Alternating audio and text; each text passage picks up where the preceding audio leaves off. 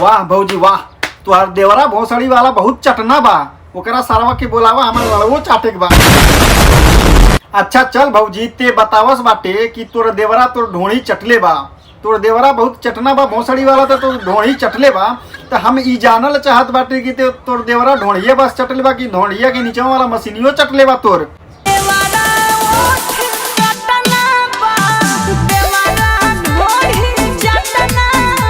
अरे भौजी, भोसड़ी वाला तोर देवरा का कटना बा? ओठ कटना बा, ढोड़ी चटना बा, बुर चटना बा।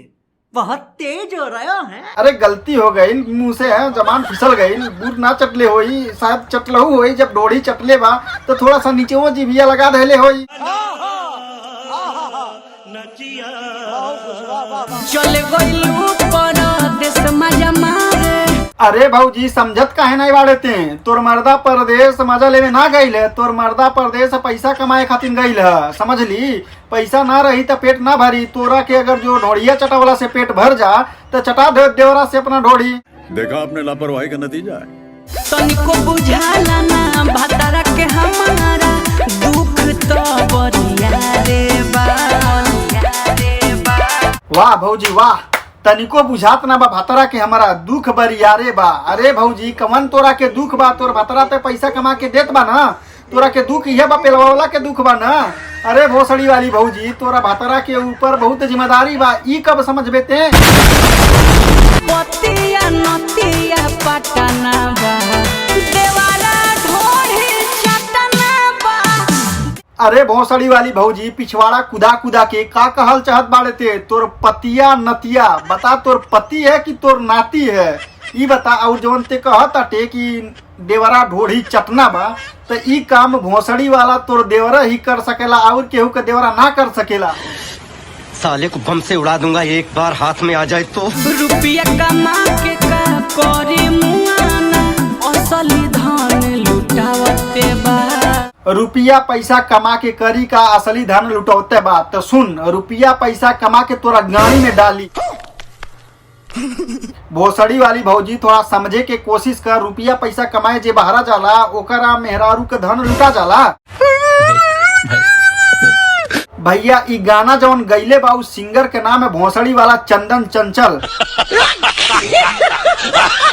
और ई माधर चोद जवन गाना लिखले बा ओकर नाम तो हमके ना पता बा, लेकिन अपन बहिन चोदावल होई ससुरा।